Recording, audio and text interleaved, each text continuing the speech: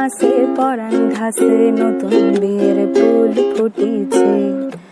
উথালি পাথালি মনে আলতা কোণে নতুন বিয়ের ফুল ফুটিছে।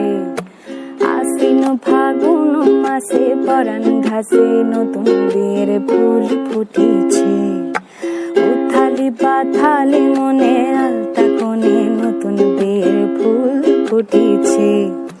এই হো পিয়ালি রে, এই হো দুলালি রে, এই হো পিয়ালি রে, এই হো দুলালি রে। আশ্বিন ফাগুন মাসে